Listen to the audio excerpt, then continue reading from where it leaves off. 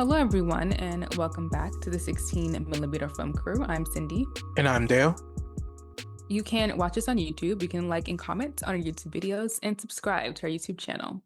You can listen to us everywhere podcasts are found at 16 millimeter Film Crew Podcast. And you can visit us on our website at www.16millimeterfilmcrew.com. This week, we watched Blitz, written and directed by Steve McQueen. Mhm. Okay. I didn't write it down. I had to go from memory. Okay. Um, in World War II London, 9-year-old George is evacuated to the countryside by his mother, Rita, to escape the bombings. Defiant and determined to return to his family, George embarks on a journey back home as Rita searches for him. This movie stars Saoirse Ronan, Elliot Heffernan, and Harris Dickinson. So let's talk about this one. It's kind of a light film in a way. And I wouldn't say light in a bad way.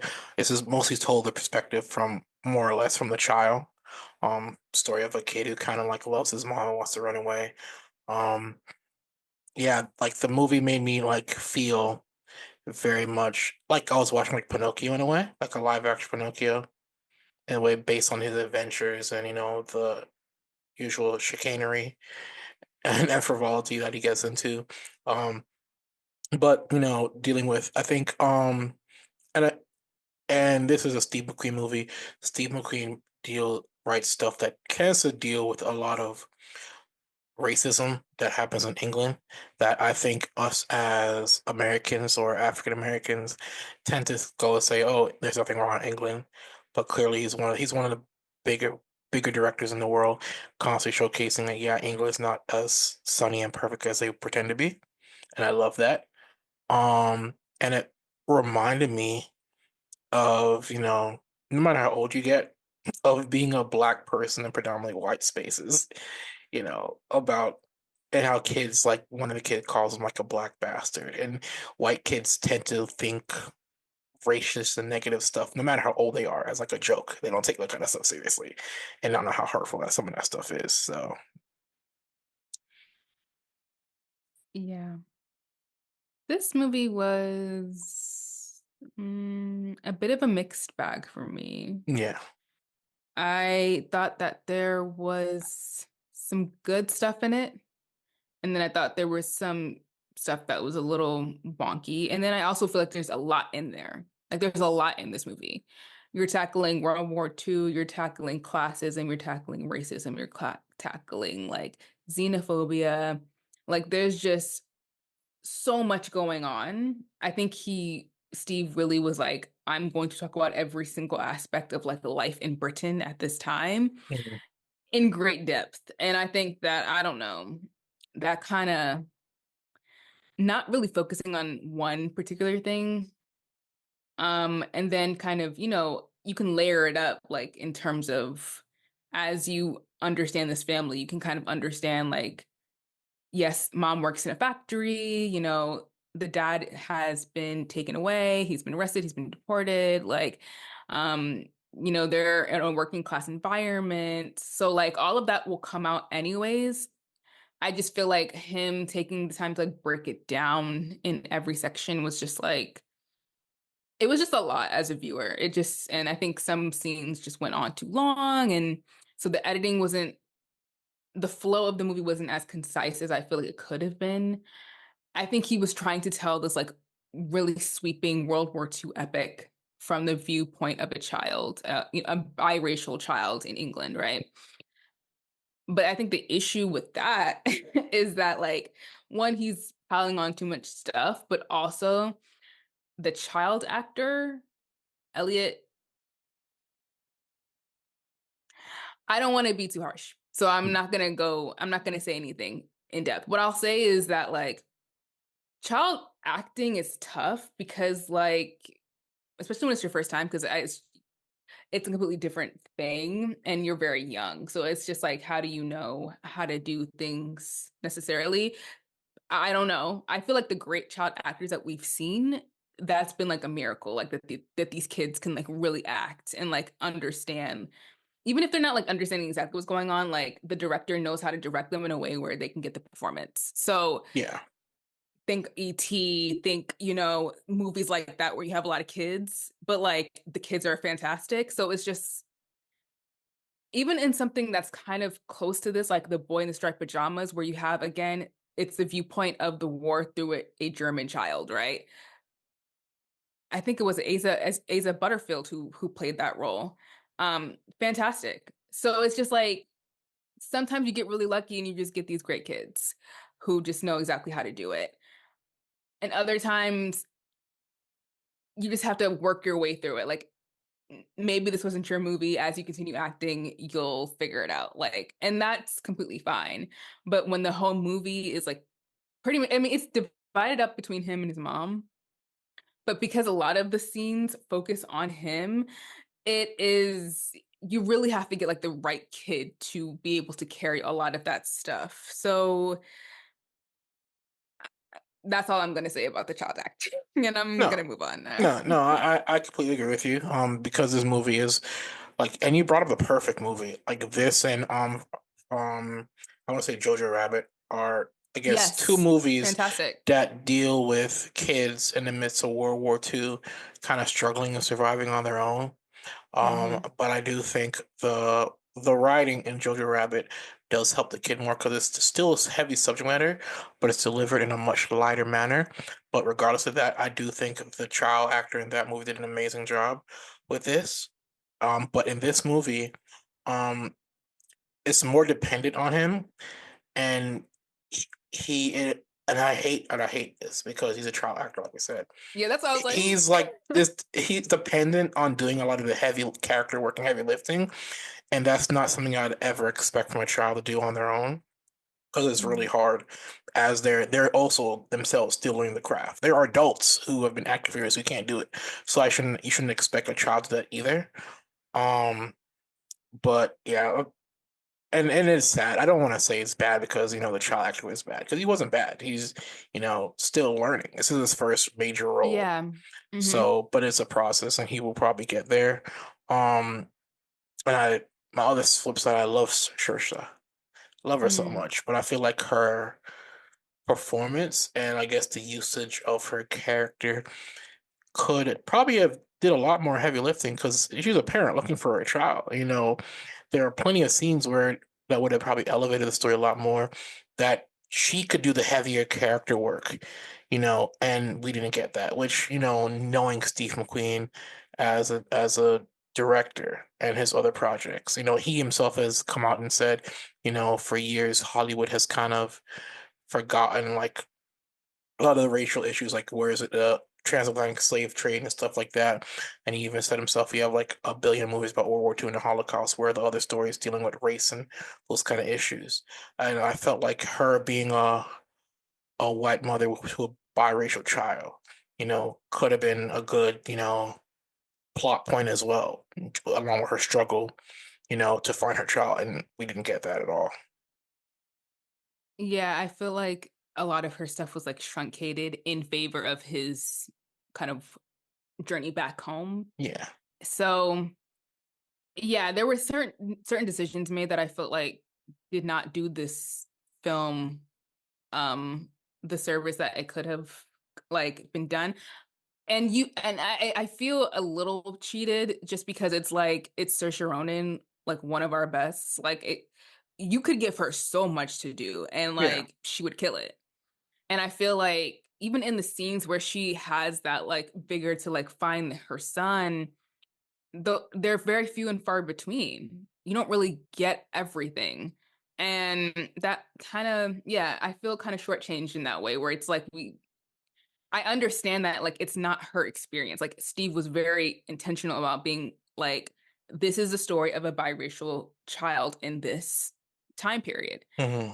which I think is a great idea. I feel like, yes, especially in England, you don't get a lot of stories about Black people, especially biracial people. Like those stories are very few and far between. And I do feel like it's like wonderful to be like, yeah, we're going to talk about this thing that everyone knows about World War II, and we're going to have it through the perspective of a biracial child who like is coming to terms with the fact that he is black because he Mhm. doesn't even understand that in the beginning. Mhm. So like I think that was a great idea. I just feel like how it was executed and like the choices to be like we're just gonna focus mostly with him and not really with like his mom. I just feel like there's something there's like a disconnect there because it's like if it's gonna be a two-hander, like let it really be a two-hander.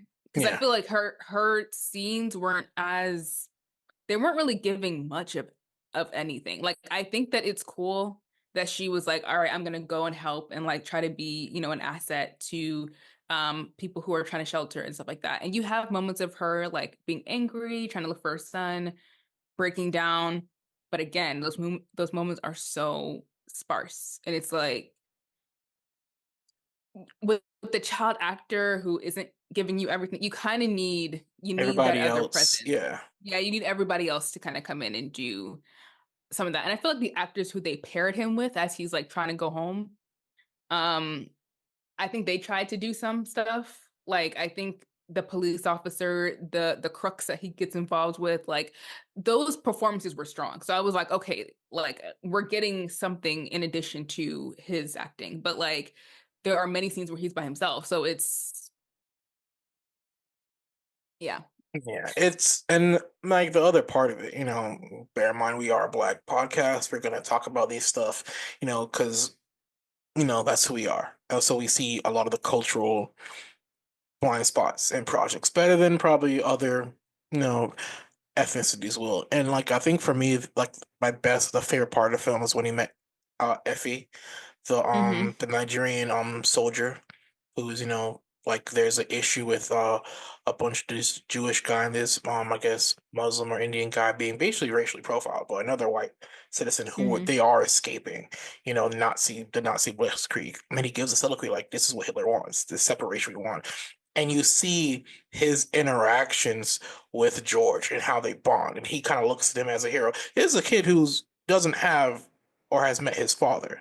And so he kind of Hmm. finds a male figure who looks like him, and he becomes attached to him, and he's taken away from him, and he has to go on a journey, and then he finds a black woman who looks like him, and then he ends up being tricked into being working with these thieves. And I was like, I wish we had spent more time on his journey with him, connecting to people that look like him a bit more, so he could Hmm. find a presence and identity. Because clearly, it's his biggest issue is finding comfort in confidence in his identity in the part of London he is. And for one of the only other black characters to be killed off screen, and then the Hmm. other one just kind of leads him to a bunch of thieves and then disappears. It's kind of like, come on, really? Couldn't do that's what you thought to do with the only two black characters in this movie? Steve McQueen, come on, you know. Yeah, I think that there's probably some stuff from his own bias that kind of snuck into this because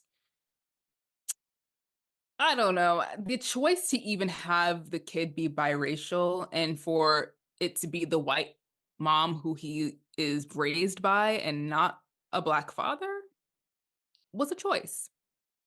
So it's like all of these things, it's like the things that you might even take for granted, like when you're just watching a movie, like whatever. Mhm. But all of these are like choices. And a lot of it is informed by the director because he also wrote this movie. I think he wrote it with someone else, but like, Yeah. it's those things. Because honestly, when I was watching it and I was seeing the relationship between Saoirse and the guy who is the girl the son's father, Marcus, yeah. Marcus, yes, thank you. I was like, I don't know about this because we already know that he's not a part of their lives. Now we don't know how that happened, but like once we find out, it's like, hmm, I don't like this. Mhm. Mainly because it's just like, well, I don't know, because I feel like maybe this is like the more accessible way to tell the story. I'm not really sure. But in Britain, like from the black content people who I watch who are from there, like it's almost kind of worse than it is here because they don't actually talk about these things that often. Like Yeah. it's a very like almost kind of repressed way of like how they deal with these really difficult subjects. It's Yeah. interesting because what's happening in the movie, it does parallel what is going on right now, especially in Britain, because they're having a lot of issues with immigration and stuff. And so a lot that scene that you had just mentioned about the Jewish family and I think there were like the Indian family or the South Asian family and like the white family who were saying like, well, we're actually English. So like we deserve to have X, Y, and Z. Like all of that is happening right now. Like there's a lot of xenophobia and issues that's going on over there where it's like, well, real Britons are white. Like, Yeah. and all of y'all who immigrated here are not a part of our society, really. So you don't deserve I don't know, to have a house. Like you don't Yeah. deserve to have rights. So it is interesting. And I really do appreciate him taking this path of like, let's talk about the racism and the xenophobia and all that stuff that's happening in this country, especially, and that's been happening for such a long time. I just think that like the choice to like you said, only have like these people of color, these black people, kind of just sprinkled in here and there. But then some of them, the dad gets deported. We don't see Fa again after their journey. The black woman tricked him. I mean, she let him live because she let him run away. But like, you don't. You sold me into this crime life, so we're not cool. Like, Yeah. it's not I guess in terms of like representation, right? It's just giving kind of like I feel like the black presence only really positively comes through FA, and that's only a short amount of time. Because by the time that that's over, he's like, okay, I'm black, and then I guess he just like already gets the message and he's fine. And it's like, well, there's so much movie left. Like I don't know. It felt like we only got a sprinkle, a little taste, and I don't know if that was enough Mm. or even a well enough kind of way to represent black people in general. And I get it, like we're all complex. Not every black person is good, like fair. I guess it's just like what kind of story are you trying to tell? Because a lot of the focus is either on him, the biracial child, or the white mom. Mm. So it's like, well, I guess you just kind of take what you can get from it. Maybe that was, I don't know. But for the person who made 12 Years a Slave, I don't know. I feel like we could have done a bit more. That's all Hmm. I'm saying. I mean, and I'll look at it this way, like being older, if I was in a situation, like not as a child, but now, if I meet a black person, looks at me, we bond, we get a bond, and they're out of my life instantaneously. And then I find another one, like, for me, I would have liked to showcase that sense of distrust. Like, I can find people that look by me, but after, like, the lady kind of tricks him, like, oh, even though you look like me, I can't trust you. There should have been, like, Mm-hmm. a bit of wrestling with that realization. Like, I can't even trust people that look like me, Mm. and that kind of doesn't happen in a way. And yeah, I don't know. There's like so much more racial subtext that could be extracted from this movie, even regards to the child's age and whatnot. Like the only thing I got at the end was like when, because white women have a habit of weaponizing the police, is when she's like, "Oh, you're a lucky boy. I'll walk you home," and then the cops come like, "Oh, where's the boy? We'll take him to the station." I was like, you just eroded that that boy's confidence and trust in you, saying you're gonna walk him home, and you decide to call the cops, even though he's able to even escape your house and goes down the street, like not even a full block of his house is there. But your plan was just to call the cops, and the cops deal with it. Which made It's no sense because this is after he somehow survives the flooding in the training station and got help. What are mhm, we calling the cops for? Like he just saved a bunch of people's lives. yeah, Maybe. We don't know. We didn't see the rest of that scene. We didn't see how that went down. Maybe he just got out and then someone found him. yeah, But like, what are we calling the cops for? Like, I don't that did not make sense to me. And I was just like, what is this scene? Because for me, it was just like it was just like an extra step that we need to take just for him to go home. And I'm just yeah, like, one, how big is London? I feel like we could like she was talking about taking three different buses. I'm like, is it that big that we can't just like run our way back to our house? Like I don't know. I'm not from there, so I can't say. Yeah, But I'm also just like, it's taking way too long for you to get back to your house where you started in central London. Where do you live? I had so many questions about like why we weren't there yeah. yet.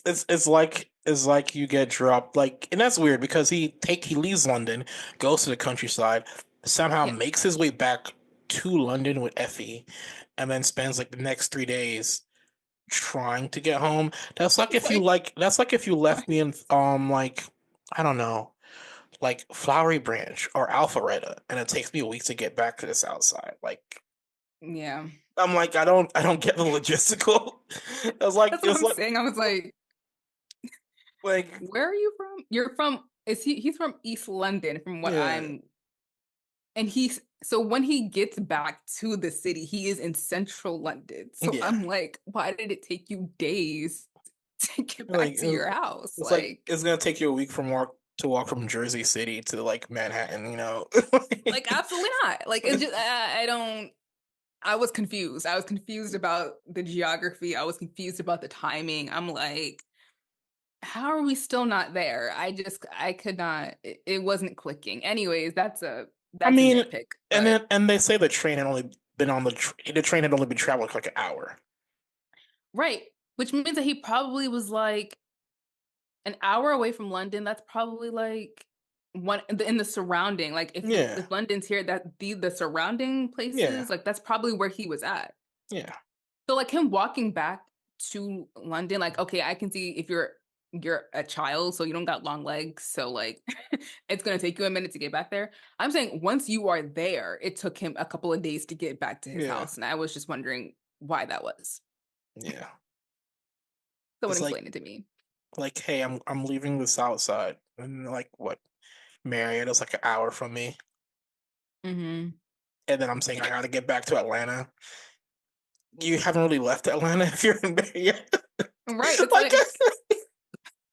I like it's weird. I don't know. I don't know. We're something not is from London. there. We don't know the We're not logistics, from there. We don't know the but logistics, the but how time flows in this movie makes no sense. I'm just trying. Yeah, it's just things aren't coming together for me. Anyways, Yeah, that's a nitpick. yeah, But yeah, I did like some of the scenes where it's where you can kind of see like how when society is put under pressure like that, how people start to react.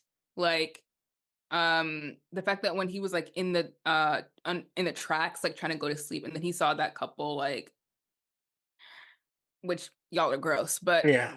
besides the point, like it's you're seeing people just act really like they were like the police was like y'all can't stay here and they were like well we are going to stay here. Like people not respecting authority, like everyone just trying to survive. Like I thought that it was a good depiction of that Desperation. Yeah, that desperation like under these circumstances. Why on earth did they lock the gates? Can someone explain that to me? Like, can someone explain the logic? Like, yeah, I do know from Atonement that that event did happen where like everyone had gone to shelter under the in the subway tunnels and then it got completely flooded and a whole bunch of people died. So like that was accurate. I'm saying why were the gates locked? Because yeah. like how are we gonna if anything could happen? What?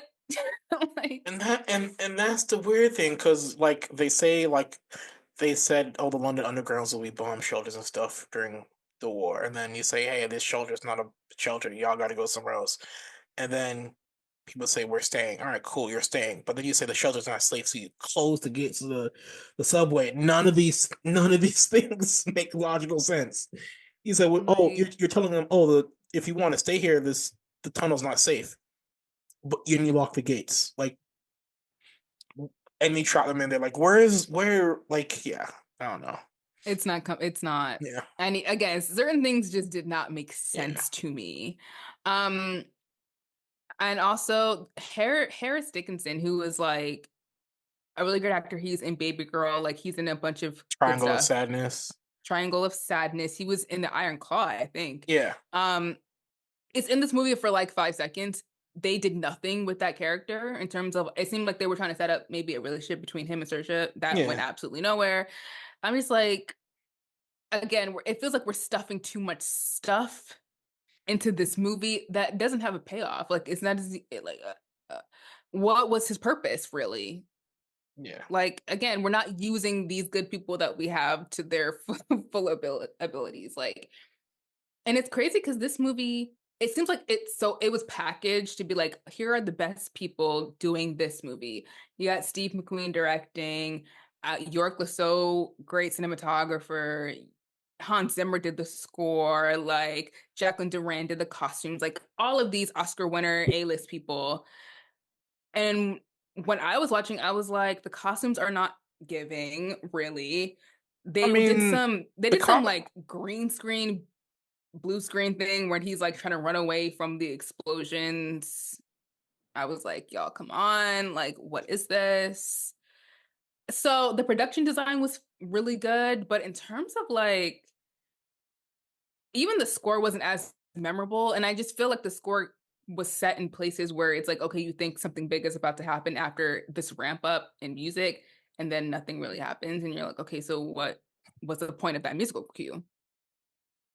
yeah, I feel like this was like this like Steve McQueen had the idea, you know, it gets picked up by Apple. Apple's like, this is fire. Good. Steve McQueen, we got a project. We're trying to build content just like Disney did for their streaming platforms. And then I feel like Apple just kind of said, we're going to throw money at this and hopefully it works. We're going to sign Saoirse, find a young child actor, stuff like that. I feel like this story, with the amount of content that it's clear, obvious, a lot of stuff was cut out in the movie, a lot of stuff that could have been expanded on. Um, this movie probably would have worked better as a miniseries in a way. That's exactly what I was thinking. So That's exactly what I was thinking. I was like, this would have been a great show, yeah, but it's a movie. yeah. So So so yeah, I think it's like decent. I would still like if you want to watch it, like watch it. It's just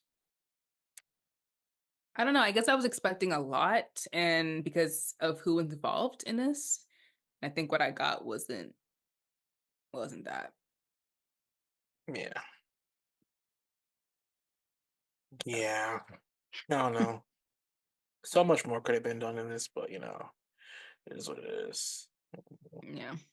You know, and like he also does highlight like a lot of like black people in a way, like that. The scene of the club where uh the band director was a famous Mm. band director, called Snake Hips Johnson. And then you have the singer there. Like all those people, probably not well known to us as African Americans, but probably not as known to Black Londoners. You could have expanded upon and highlighted those people who were successful and of prominence during World War II, who did not get their due in this miniseries. But it is what it is. Yeah. No, I realize what this movie reminds me of now. Other Mm. than that, it reminds me like a shittier version of damn. It's a book I read as a child, and it's basically like this black kid whose grandfather is a like a jazz musician, much like Cab Calloway and stuff. And he like runs away constantly. And the name of the book is gonna come to me when we later on, and I'm gonna remember it, and it's gonna piss me off. But it reminded me of a shitty movie, a shittier version of that book turned into a movie, and I'm gonna remember it. Watch, we're gonna be in the next segment, and I'm gonna remember the name of the book. And then you're gonna be like, oh, there it is. And I'm Yeah, like, okay, great. And you're gonna put that over there. Yeah. yeah. This uh, reminded me of like 1917 boy in the striped pajamas, like mixed, but like brought down a couple levels. And not because of the idea. I think the idea of focusing on race in this time period is a fantastic idea, but just in terms of like execution. So if Steve McQueen wants to make a miniseries that kind of deals with the subject matter, I think he should go for it. There's a lot of history in Britain that is tinted with this stuff. So you don't even have to focus on this time period. Go to the 70s where like they were just killing black people. Nobody got jobs. I think he already did that actually. Didn't he do that with The thing he did with John Boyega Yeah, at tiny was that the acts or small 70s? acts. Yeah. Yeah, There's still stuff, there's a lot of stuff there, so yeah. keep going. The book is named Bud Now Buddy. I remember it now. This Ah, same guy who did Watson's Go to Birmingham wrote that book. So yeah. I'm Every glad you time. remembered it during this segment. I think that's good. So on to, the news. So earlier today, the Golden Globes nominations were released today. I think the Golden Globes are in January, if I'm correct, like January 11th-ish. So right into the new year, kick off the year with an award show. Of course, the Barrelly's nominations, most nominations for TV. Um, a lot of interesting character nominees. Of course, Runaway, success, right? Dune Part 2 is a nominee for drama. Challengers, of course, is in there for musical or comedy. Um, a lot of actors. Domingo Coleman is up there for male performance in drama, which I think he did an amazing job in it. I remember watching the early screening of it with my sister, and like we were brought to tears. Beautiful movie. Hope he wins it. And of course, Daniel Craig, his nomination with Queer, with Luca Guadagnino, and he mentioned like it was a hard role for him after spending so many years like James Bond and playing stoic strong man to really flip and play an emotional and a vulnerable man in the manner he did. But I think a lot of these nominees are amazing. There are a lot of movies in here I haven't seen, which I'm interested in seeing before the award show kicks off. Yeah. Most of the nominees are fine. I'm like, okay, yeah, I see how we got there. Makes a lot of sense for the most part.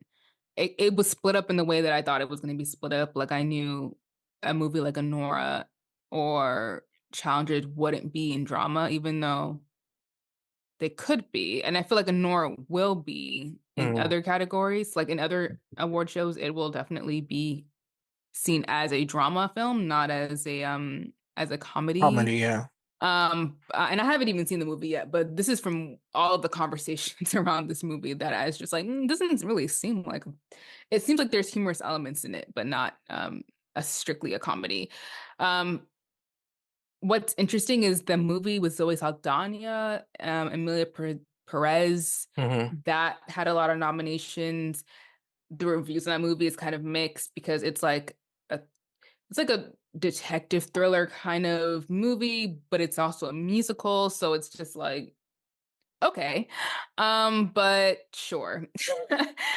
If Zoe Saldana is getting her shine, like I'm okay with it. Okay with it, yeah. Yeah, I'm fine with it. The biggest thing for me, which I feel like a lot of people have been talking about, is the fact that even though Dune Part 2 was nominated for Best Drama, Denis Villeneuve was not nominated for Best Director. And this kind of feels like a theme where Hmm. I think this happened when the first Dune came out, where like the movie was nominated, but he was not. And it is confusing because it's like, well, if your film is considered as like one of the best of the year, then like, why aren't you as a director Hmm. being, selected for that acknowledgement? It's strange. And also, like, none of the actors were nominated for their performances either. They're nominated separately for different things, but not for Yeah, that that movie. project, yeah. So it's like, I don't know. It's weird because it's like we can acknowledge like the technical, accomplishments and storytelling of Dune, but like not really give credit to the storytellers. And I feel like that is weird. Yeah. Um, and because I feel like this movie is going to be nominated for Best Picture, and I feel like they might do the same thing. Hopefully, they don't. Maybe this is like a blessing in disguise, where it's like maybe we just needed to make the mistake and then we'll fix it later for the big one. But I don't know. Sometimes these award shows don't learn lessons because there's been a few award shows like Gotham. AFI has released their list. National boards of review have released their list. Dune's on some of them, but not on others. So it's like I feel like how whatever the industry is looking at that movie, it's kind of up in the air, which is weird. Yeah. Don't really understand that. Um, and I also think that I don't know, this list is very predictable. Like I kind of knew what was going to be on there and who was going to be on there. Yeah. Um, and I don't know if that's necessarily a good thing. I feel like there are some films where it's like this wasn't our best, Yeah. but I think, and maybe I'll talk about this later when we go over our favorite films of the year, where it's been like this year has been, let's say, uneven. Yeah. That's a good way of saying it. Yeah. So maybe they were just like, well, these are our options. So like we're gonna take what we can get. So that's been interesting. I was also surprised that House of the Dragon nowhere here. Emma I'm a Darcy is Darcy. Yeah. nominated for her performance, but the actual show, nothing for them, which is sad because I feel like it was good, but I feel like decisions by HBO and Warner Brothers is actually the reason why it wasn't as good as it could have been. And I feel Hmm. like it's a sad thing because like everyone on that show seemed like they worked really hard on it, and it's disappointing that like so many decisions were taken out of their hands. So they were criticized for that, which makes me sad. Um, but other than that, like, yeah, it's fine. Selena Gomez, what is she still doing here? Like, I didn't see the new season of Only Murders in the Building, but like, y'all, this girl does not make a different face. Yeah. So like, we're just giving out the nominations because we want all the girlies and boys to be in this, to be at the Golden Globes for Yeah. ratings. And like, I get it. We all have jobs to do, but we all have bills to pay. Like, I feel it. It's just like, okay, Okay. Yeah. whatever. Yeah. And Whatever. and to me, nothing fills this topic more than cinematic and box office achievement category. Yeah. Why is it there? What cinematic achievement did Wolverine and Deadpool and Wolverine achieve? Gladiator 2, Inside Out, Twisters. Like what amazing like and the thing is you have pictures like Wicked in there, Gladiator 2. Them two movies like just came out like a week ago. What is the cutoff point for these nominations? Moana 2 is up for best animated picture. That shit just came out like a Thanksgiving was like the other day. How is it in this category? And then you look at like for comedy like what is it? Best comedic special or performance. Jamie Foxx's comedy special comes out tomorrow and it's nominated here. Like, what is going on? Like, are we getting so much more into like the for your consideration politicking starting before the general public has seen your project, which I think is grossly unfair. Because now, if Jamie Foxx's comedy special is not good, people are gonna be like, "Why the hell was it nominated for this anyway?" You know what I'm saying?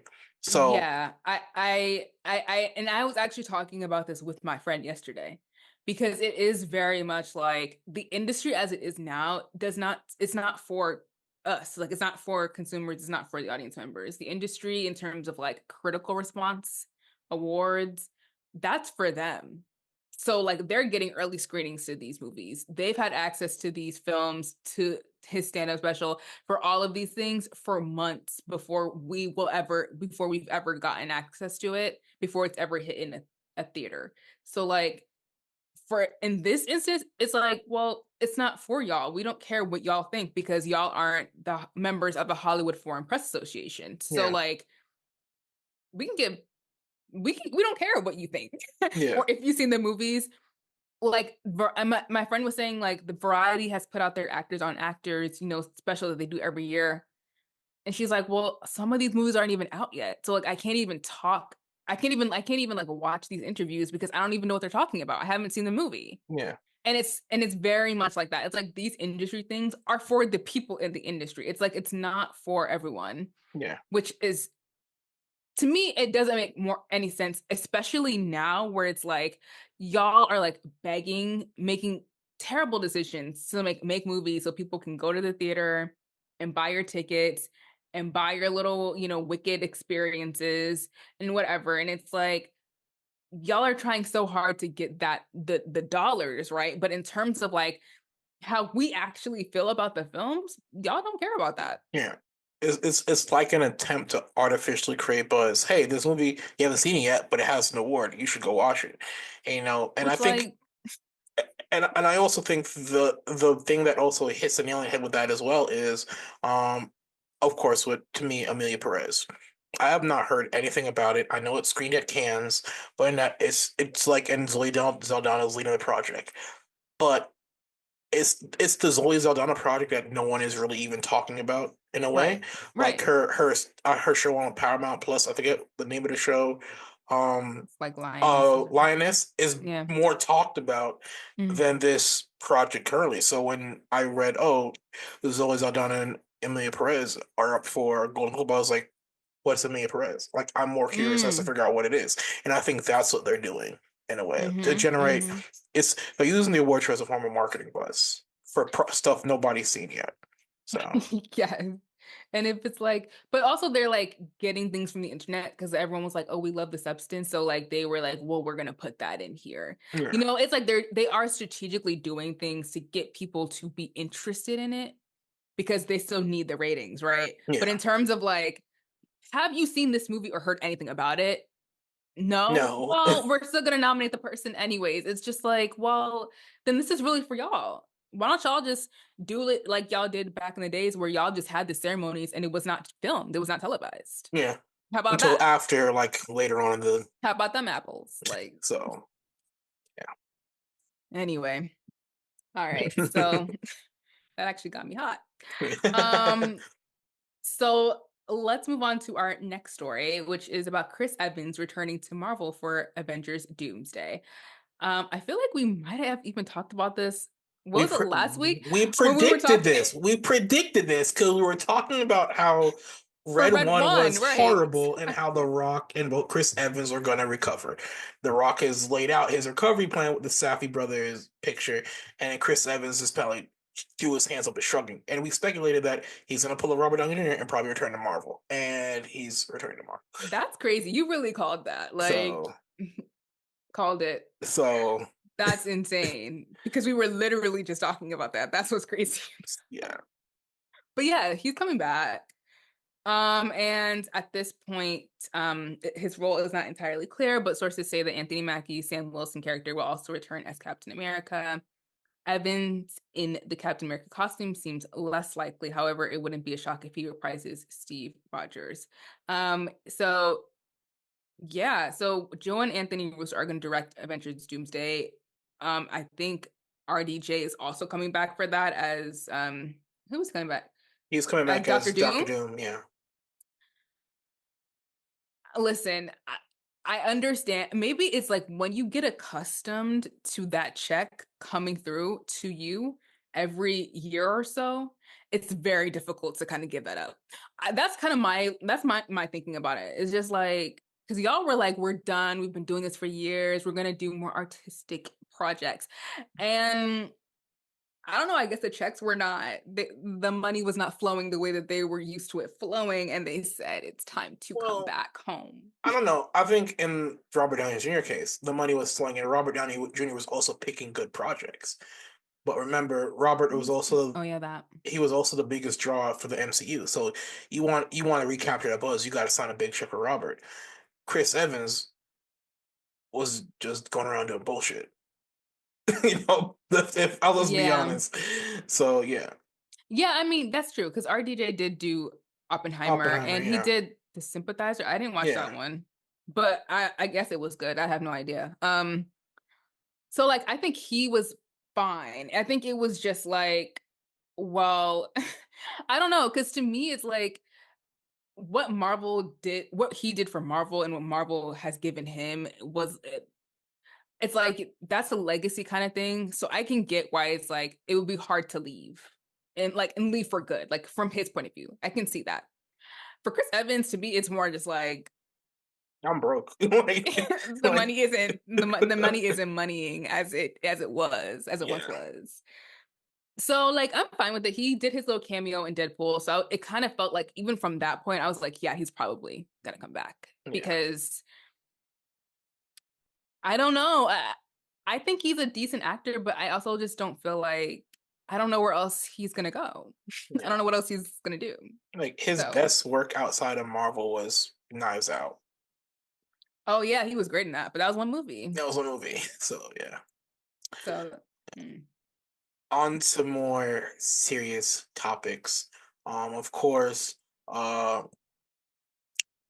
Jay-Z has now become involved in the Diddy, Sean Puffy Combs ongoing situation. Earlier he was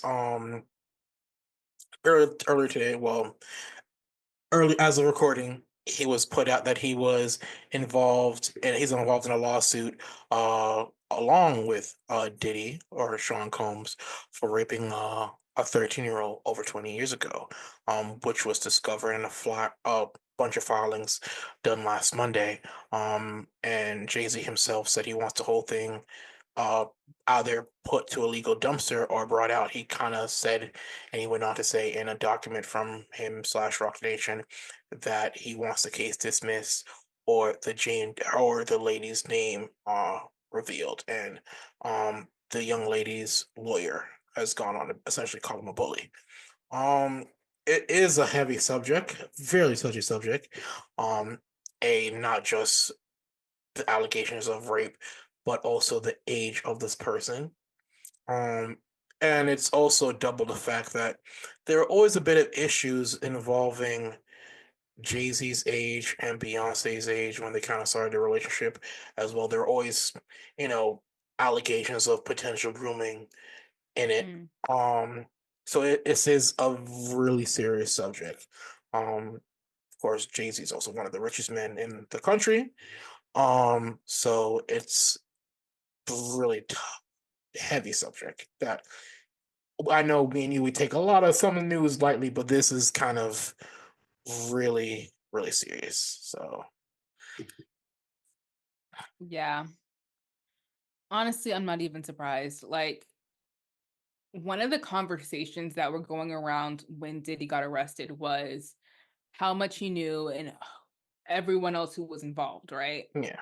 Because Diddy's not only wealthy, but he is so well connected. And so, like, so many people have been around him, have gone to his parties. Like, there's a lot there. And it's crazy because I was just earlier watching this video essay by Volksgeist, who's like a great music essayist, like makes great videos, but he was talking about Diddy and the people who surrounded him, right? Like how this is not just like one bad apple, but it's like a network of people. Hmm. And I was watching that just earlier today, and Jay-Z was mentioned in that. And then this stuff came out. And I just feel like the people who are around him have are culpable to some extent. Like, let's just say, like, I mean, I'm not going to say like Jay-Z did anything because we don't know. We don't What know. I'm saying is like you are still culpable because this man was doing insane behavior and you guys were not saying anything about that. Like there was no like, hey, Diddy's not actually a good person. Like he doesn't treat his employees well. Like he is screaming at people in their faces. Like none, like most people in that circle have not said anything about him. Yeah. So it's like, and y'all continue the association. There are videos, photos of Jay-Z and Diddy together, like very, very recently. So it's not like something that just happened like back in the day when they were all young. Like y'all are still associated with each other. Hmm. And his response, when I read the response, like Jay-Z's response to this, it's giving guilty. Like, I'm so sorry. Like, again, allege, we don't know anything. What I'm saying is that, like, in his response, when he was talking about, like, I'm a kid from Brooklyn who made it out, like, this would be laughable if it wasn't so serious. Like, we take care of kids from where I'm from, and like, Hmm. y'all are just extorting, like, y'all are just lying on me, and you're messing with my spirit. And my wife and I have to talk to our kids about this. It's like, how many times have we heard this exact or something similar to this exact statement from so many other people who have been doing some stuff? Like, I'm, listen, first of all, I will never defend a man. So, like, I don't care. But also, Yeah. like, how are y'all were in the same crew. You, Biggie, all of y'all were in the same crew back in the day. Like, you're really gonna sit here and tell me that you are innocent and have done absolutely nothing wrong? No. No. Like, I just don't believe, I will never believe that. Mm. So his comments of like, well, no one's gonna believe this. Who's no one? Mhm. Maybe not your people, maybe not your family because they're going to defend you. I don't know where Beyonce falls on this, but I believe it because I'm like, those are the people that y'all grew up and hang out and were Mhm. hanging out with back in the day, and you are still associated with these people. Like, so no, I don't. It's not. I'm not putting anything like above you saying like, oh well, no, Yeah. not possibly Jay-Z. Like, come on. Yeah. I'm not gonna say I believe either which way, but the allegations to me are really serious. And it says 20 years ago. The situation actually happened in 2000, September 2000. So that's not even 20 years ago. You hear 20 years ago, you think, oh, 2004. No, this happened 2000. So it was like 24, 25 years ago Hmm. that this thing happened. And Jay-Z went on to say, this lawyer who I've done a bit of research on seems to have a pattern of these type of theatrics. I have no idea how you've become such a deplorable human. I've seen your kind over. I'm prepared to deal with you. Marines are known for their honor and dignity. Kind of using tough guy bravado with the lawyer, which Jay-Z, you're supposed to be this. I'm not a businessman. I'm a businessman. You should know better than to make statements like that. Just let your PR team and people handle it. And you did mention something about the circle of people that they hang around, associate. Pictures were seen of Diddy and also future Agent Orange President Donald Trump associating those two being connected with, Jeffrey Epstein. Um, and I think it was a couple months ago that I think Little Bow Wow, or no, he's a grown ass man now. So Bow Wow did mention like at a lot of these award shows and parties that there's no motion anymore because nobody's doing anything without Diddy. And I was so Hmm. your idea of motion is these kind of events that Diddy threw, and the fact that Bow Wow's he's mentioning it, I was like, bro, you were like 13 years old. Where's your knowledge base for these parties? Like, why, what's going on here? So yeah, this is a really, really serious topic. I shouldn't say I'm concerned for Beyonce because she a billionaire should be all right, but I'm also kind of concerned for her because that's like knowing how they reveal everything, eliminating their shit about their marital issues and the infidelity, than to be then to apparently get back on good footing and then this comes out, you know. Mm, Yeah, it's was again like, well, she's a billionaire, which is true. It's like whatever happens, she'll be fine. But like yeah.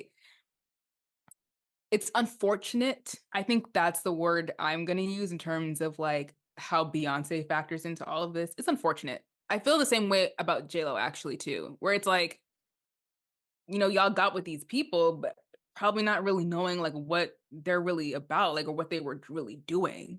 Mm, Because they're not gonna obviously show you all that stuff. So, um, but yeah, and it's unfortunate, I guess, in the case of Beyonce because it's like you not only is that your husband, you built a business like a global partnership around your relationship, right? So it's not just like, oh, this is the person I'm married to, which already would be kind of like painful, I guess, just on the level of like, well, now these allegations are out, whether they're true or not. Like Jay-Z rapes a 13-year-old girl, that's sticking with you for the rest of your life, mhm, whether it's true or not. So that's bad. That's very bad for you and your family. But also because you built a brand around your relationship, like it's tough. It's tough. So I feel bad for her, especially because she was so young when they got together. So the whole situation is bad. Like I feel bad for the young woman who was involved in this, like, because I guess she was just young. She just wanted to like, meet some famous people, like have a good time. It's just so sad. Like it's just the whole thing is every yeah. victim, it's sad. So I'm just like, I feel bad for the women in the in this situation. And Like, and before anybody says, how a 13-year-old gets into these parties and stuff like that, y'all don't remember being that age and lying about your age and where you are. Like we've even seen the issues with Drake. A 17-year-old girl is brought on stage and he's caressing her and kissing her, and then she goes, "Oh, I'm 17," and he's like, "Dang, I'm gonna get in trouble." Like At that age, young people get into these situations. Like, so you can't really put the onus on the victim. There You has to be can't. you has to be an adult who's like with a Jake what the Jake with a Drake thing. She said she was 17. He still continued to do what he did. So at a certain point, as an adult or any kind of authority figure in that circle should have been like, hey, yo, this is wrong. So Yeah, it's giving very much like the the R. Kelly documentary where everybody in his crew was like, dang, Robert was fucked up back in the day, he was crazy. Like, y'all ain't say shit then? Like, so yeah. exactly. Exactly. That's exactly it. That's like, and to me, it's like Jay-Z is just one of the many people who were involved in. And again, I'm not saying specifically to the situation because again, we don't know. What Don't I'm know. saying is that like, regardless of the allegations, who Diddy is and who he's been forever, no one said anything about that. Like, let's just like step away from the sexual abuses. Let's talk about how he was not paying the people in his employment. Like, let's talk about how he was cheating people out of their record deals. Like, which is the same thing that Jay-Z did. They followed the same little playbook in terms of just like, let's build our own wealth on other people's back and then not pay them. Yeah. So it's like, y'all not even talking about that. So it's just like, let's again, whether this specific allegation is true or not, we don't know. But what I'm saying is that Jay-Z, you're still not innocent. Like Hmm. everybody in that circle, you're not innocent because Yeah. nobody said anything for decades. So yeah. Anyways, let's move on to our next story. Okay, so this is, I believe, our last podcast of the year. I can't Mm, wait for this year to be over. yeah. I'm gonna be honest. Um, but let's talk about our favorite movies and TV series of the year. Things that made a real impression on us, that we're loving, we're loved. Mm. I mentioned this earlier in the show or the recording, Sing Sing. Up there as one of my favorite movies of this year. Watching, um, yeah, really emotional, like to watch. Of course, I like I said, I'm watching the Santa documentary. Like looking back, we have like watched a lot of a lot of stuff, so it's really Mm-hmm. hard to like pinpoint what our favorite stuff was. Um, I, hmm, yeah, I think Sing Sing is up there, with one of my favorites of the year. Uh, for I did love like the Bratz documentary. Um, Challengers, of course. I loved that movie. I still do. Still do. That's weird. Like now that we've like become like doing movie podcasts, like the amount of movies that I've seen over the year like exceeded my normal expectation. Like I think my favorite movie that I did watch the other day as most recently was Concave. Mm-hmm. Um oh man, wonderful movie. Like the tech like I love is like a detective procedural drama but flipped on its head using like a pulpal conspiracy as a backdrop. I love when movies kind of hybridize different genres and to make do something with it. I love that so much. Piggybacking off the topic we had today, I didn't read the book, but you did Queenie, the subject matter of being Mm-hmm. a black person, even though I'm not English or from the UK, but being a person of immigrant background, finding my adulthood, finding my voice, and wrestling with those traditional values from your parents and other people, and still trying to be independent and wholly you. A lot. That movie really resonated with me a lot. Mm-hmm. Um, so for me, and I alluded to this earlier, Hmm. this year wasn't as like incredible for me in terms of movies that have like that really like punched me in the gut, were like so emotional. Like Hmm. I remember how I felt watching Oppenheimer and just like feeling like jittery and just like I don't know. I just felt like amazing after watching that, or like even and terrible. Like I felt both in like equal measure. Mhm. Or when I watched Past Lives and was crying and like had to run out of the theater because I Yeah, was crying in public. yeah, No movie this year has done that to me, and I'm so sorry. It's not personal. It's just it didn't impact me in that same way. fair. But I loved Dune Part 2. I thought that was fantastic. And as a big fan of the books, like it's so nice to see it come to life the way it has and Hmm. just how amazing everything is done. Like everything is just so fantastic in that. Perfect Days, that was such a sweet movie. Yes, it was. I really loved that one. That The was t really the nice. taste of things. The Taste of Things, that Yeah. was great. I really like Challengers. It doesn't hit the same way when I watch it now that it than it did at the when I first watched it. Hmm. Um it I don't feel the same exact way about it, but I still do like it. I still think it's a really like fun, like energetic movie, and I think that's great. Hmm. Da, da, da, da, da, da. Like Challengers was like the movie that I figured was gonna be good, knowing, Josh O'Connor, Yeah. Zendaya, Luca, and it was you were expecting it to be good, but you weren't expecting it to be like as good as it was. You I know, think that was your experience. yeah, My experience was like this doesn't seem like a Luca movie, so I'm kind of just curious about like how he's going to do it. And then yeah, watching it and be like, wow, a lot of his style is in this film. Like hmm, it is a Luca film, even though like if you think about it, it doesn't.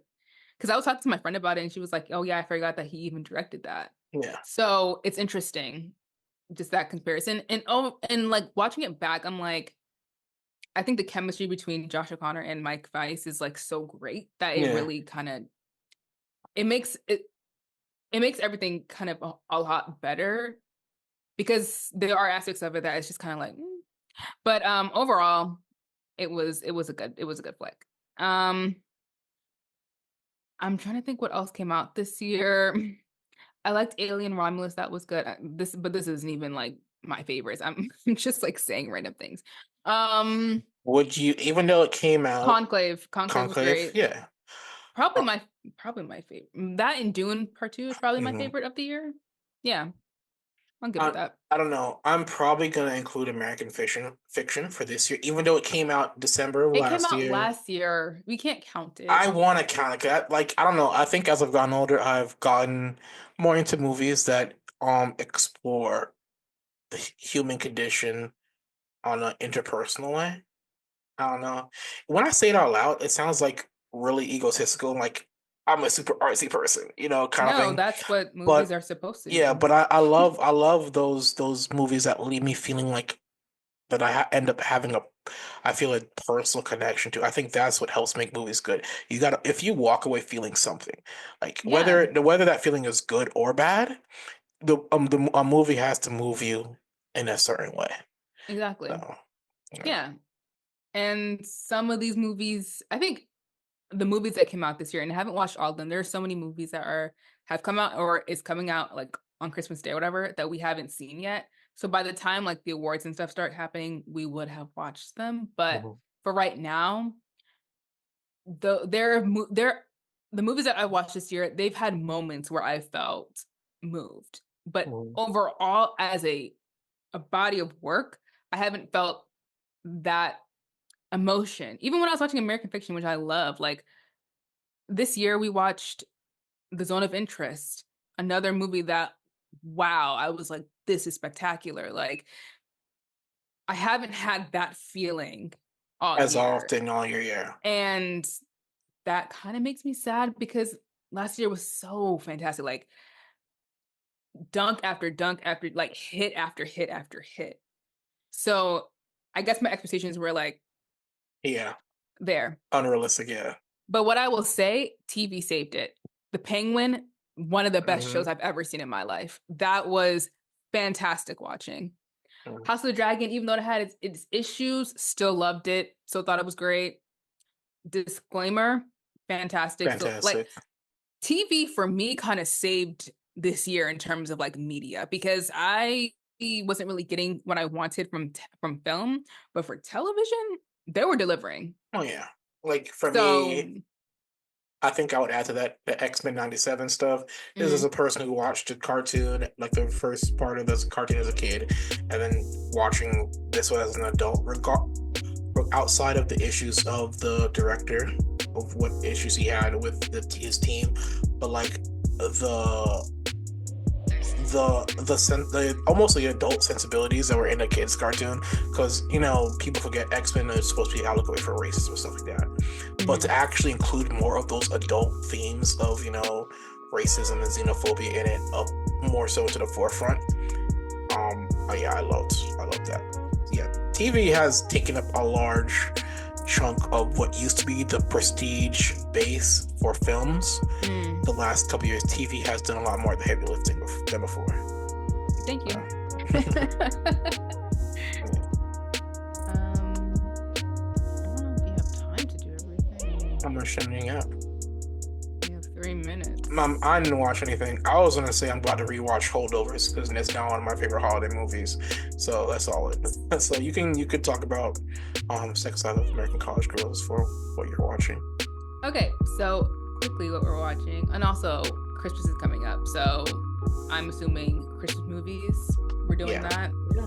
One of my favorite parts of Christmas movies, lounging around, eating sweets. Can't wait to just like do nothing and eat cake. So love that. In terms of what I've been watching, I watched the couple episodes of The Sex Life of College Girls, which is on HBO. It's not giving. I'm giving it one more episode for it to try to turn it around. Other than that, because Renee Rapp left, so it's like, okay, well, now what are we gonna do? So we'll see. I haven't watched much. You mentioned Christmas, lounging around. I'm expecting to just have fun and spend like a week by the beach and not be bothered by anybody. That sounds amazing. when in Jamaica. But yeah, for Christmas, I'm about to probably hit up. We watch Holdovers. Mhm. It's the Christmas classic. Probably gonna sit there when I'm watching one of my favorite Adam Sandler movies, Eight Crazy Nights. Funny, hilarious, animated film. One of the best Christmas movies up there. And outside of her issues as a director or creator, Harry Potter. Harry Potter is always a good Christmas rewatch. No matter how much we hate J.K. Rowling, but guess what? I'm an adult. I can have other ways of getting that movie that don't help her pockets. So I can still enjoy watching Harry Potter, and still grumble about names like Cho Chang and Leslie Shacklebot. And it's still like Harry Potter is like a good Christmas movie. Like, I don't know how. But they are. They're good Christmas movies. Yeah, So that's cool. I guess I'm gonna watch probably the Christmas episodes of The Office. That's my tradition. But yeah, so that's it from us. We hope that you are all taking care of yourselves and doing well. Have a Merry Christmas and a Happy New Year. Make sure to check out all of our social media. Support us if you can. We'll miss you guys, and we will see you in the next year. The next 2025. Yes. Bye. Au revoir. Happy New Year. Happy New Year.